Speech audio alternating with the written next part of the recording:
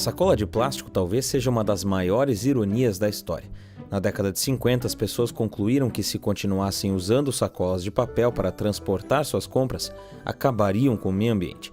Isso porque essas embalagens eram frágeis e praticamente feitas para serem descartadas depois do uso. Não parecia uma boa ideia derrubar várias árvores para fabricar algo que ninguém usava por mais de alguns minutos. Foi aí que o engenheiro sueco Sten Gustaf Thulin inventou uma solução que prometia ser a grande salvação do planeta: as sacolas plásticas. Em 1959 parecia uma ideia brilhante. Substituir as problemáticas sacolas descartáveis de papel por sacos reutilizáveis de plástico era tudo o que faltava para a humanidade salvar o meio ambiente. O filho de Thulin falou à BBC que, para o pai, a ideia de as pessoas usarem as embalagens e simplesmente jogá-las fora parecia incrivelmente bizarra. Mas aparentemente a opinião dele não foi muito popular. Os sacos de papel foram realmente substituídos pelas sacolas de plástico e as pessoas adoraram a ideia. Acontece que essas mesmas pessoas não adoraram tanto assim a ideia de reutilizar. Afinal, era muito mais fácil jogar a sacola no lixo e pegar outra. Isso se tornou hábito, e hoje essas sacolas se misturam às milhões de toneladas de plástico que jogamos todos os anos no meio ambiente. A Penn State diz que só nos Estados Unidos mais de 29 milhões de toneladas de lixo plástico foram descartados em um ano, e que 10% de todo o plástico produzido no mundo vai acabar no oceano. O problema fica ainda pior quando lembramos que todo esse lixo demorará mais de 4 séculos para sumir completamente da natureza.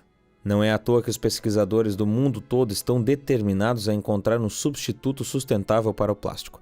Aqui no canal nós já temos um vídeo falando do micélio, que é uma das alternativas ao plástico, especialmente quando falamos na substituição do poliestireno expandido, ou como é popularmente conhecido, o isopor. Como sugerido por vocês nos comentários daquele vídeo, a nanocelulose também está buscando abocanhar parte do mercado que hoje é atendido pelo plástico, o que tem inclusive agitado a comunidade científica.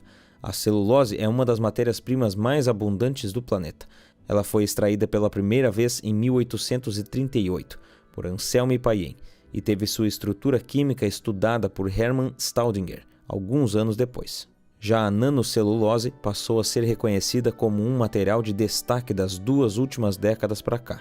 A celulose é um dos principais constituintes das paredes celulares das plantas, e o que dá rigidez a elas, formando um grande sistema de fibras entrelaçadas. E a nanocelulose é o conjunto dessas fibras em escala nano, ou seja, é um material absurdamente pequeno, mas bastante resistente. Os pesquisadores perceberam que esse nanomaterial poderia ser a resposta para acabar de uma vez por todas com a relação de dependência que temos com o plástico. Segundo Markets and Markets, o mercado de nanocelulose deve chegar a 783 milhões de dólares até 2025. Por isso, o que resta saber é: o que faz da nanocelulose uma substituta à altura do plástico? E por que essa substituição não aconteceu ainda? Continua aí que é exatamente isso que eu vou te responder nesse vídeo. Quer fazer de 2022 um ano diferente e próspero? Fica até o final desse vídeo que eu vou te dizer como. Fala galera, aqui é o Thales do canal Elementar. Se você é novo por aqui, a gente fala sobre economia, negócios e empreendedorismo. Se você gosta desse tipo de conteúdo, ativa o sininho de notificações e considera te tornar membro para nos apoiar a produzir mais vídeos como esse aqui.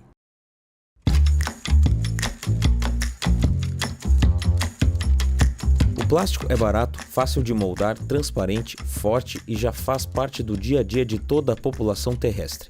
Mas nada disso é desculpa suficiente para sustentar a reputação de um material que demora centenas de anos para sumir da natureza. Mas a durabilidade do plástico não é algo ruim, muito pelo contrário, é o que faz dele um material incrível. O problema é usarmos ele para embalarmos tudo, com o único objetivo de jogá-lo fora após o uso. Olha só, se você pegar agora o seu celular, o plástico que está dentro dele não é um problema. Mas se você pegar o seu celular, abrir o iFood e pedir um hambúrguer, aí sim vai ter um monte de plástico nessa transação que são sim um problema. A carne, o pão, o queijo, o alface e a maioria dos outros ingredientes foram provavelmente transportados dentro de plásticos. E provavelmente mais de um tipo. Por exemplo, a carne pode ter saído do açougue em um saco plástico ou em uma bandeja de isopor enrolada em plástico filme. No caixa, vai tudo em uma sacolinha plástica até o local de preparo. Mas se por um acaso você pedir sushi, Aí é pior ainda, porque provavelmente a comida vai chegar para você embalado em bandejas plásticas, com hashi embalado em um saco plástico e molho shoyu em sachê. Reciclar todo esse plástico já é um problema quando ele chega no destino certo em condições para reciclagem, que raramente é o caso. Segundo dados da UNEP, das 9 bilhões de toneladas de plástico produzido desde os anos 50, só 9% foi reciclado. 12% foi queimado e os outros 79% estão se acumulando no meio ambiente. Segundo o Norwegian SciTech News, as embalagens representam cerca de 40% dos resíduos plásticos descartados no meio ambiente. Ou seja, são 450 anos de vida para uma coisa que não dura mais que alguns dias em nossas mãos.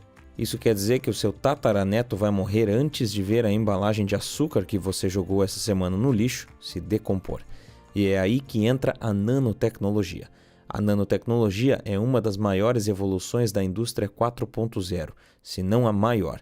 Segundo o médico e mestre em patologia Lindomagno Pessoa Leite, a nanotecnologia tem sido considerada por alguns estudiosos como a peça central da quarta revolução industrial. Todo esse apelo em cima da tecnologia não é à toa. As nanopartículas são capazes de melhorar sistemas consideravelmente ou construir materiais melhores, como é o caso da nanocelulose. A nanocelulose é biodegradável, tem transparência, não é tóxica e é mais forte que o material usado em coletes à prova de balas. E os benefícios não param por aí. O oxigênio é um dos responsáveis por apodrecer alimentos e esse é um dos motivos pelo qual o plástico é utilizado em embalagens. Ele consegue evitar que o elemento entre em contato com a comida. Acontece que a nanocelulose ainda tem a vantagem de ser impermeável a gases. Portanto, é ainda mais eficiente na conservação de alimentos. Fora que é extremamente simples de ser encontrada. Ela pode ser achada em resíduos florestais e agrícolas, como madeiras e fibras vegetais tipo o coco, a bananeira e o eucalipto.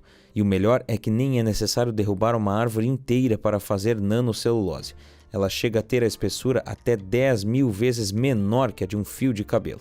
Então, galhos e serragens já são suficientes para conseguir o material. Jeff Youngblood, chefe de um grupo de pesquisa na área, chegou a dizer que é como se tivessem transformado lixo em ouro. A nanocelulose tem uma lista incrível de aplicações, que vão desde embalagens de alimentos até brinquedos infantis. Inclusive, de acordo com a New Scientist, em 2012, a IBM já usava o material para fabricar componentes de computadores. A Pioneer Electronics para visores flexíveis e o Exército dos Estados Unidos para armaduras mais leves e vidros blindados. Mas então, o que falta para a nanocelulose substituir o plástico de uma vez por todas? Por mais que seja prejudicial para o meio ambiente, o plástico ainda faz parte do dia a dia de todo mundo.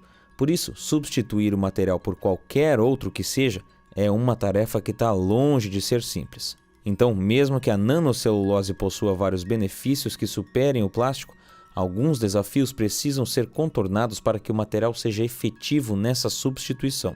O primeiro deles é o preço. O plástico é um material extremamente barato e, por mais que a nanocelulose seja incrivelmente fácil de encontrar, acaba ficando mais cara por causa dos processos que preparam ela para o uso. A nanocelulose é um material muito úmido, ela é basicamente 99% água. O problema é que para ela ser utilizada, essa água precisa ser retirada e esse processo exige muita energia, o que eleva o seu custo de produção. O Norwegian SciTech News diz ainda que o outro desafio que os cientistas estão enfrentando é tornar a nanocelulose mais flexível para que o revestimento feito com ela fique menos quebradiço depois de seco. Olhando do ponto de vista financeiro, o preço da nanocelulose ainda é algo que pode ser contornado, porque as propriedades dela são melhores que as do plástico. Então, não é necessário usar muito do material para conseguir resultados satisfatórios. Uma camada finíssima já pode ser mais do que suficiente. Mas a verdade é que ainda tem muito caminho para essa solução conseguir fazer com a sacola de plástico o que ela fez com a de papel.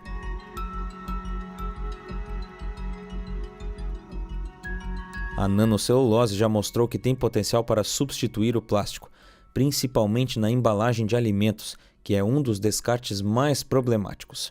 O que resta agora para os pesquisadores que estão envolvidos com a nanocelulose é se concentrar em descobrir formas de produzir esse biomaterial em escala global, de maneira rápida e barata. Afinal, para substituir o plástico, é preciso conseguir lidar com a demanda, e isso vale para qualquer substituto em potencial.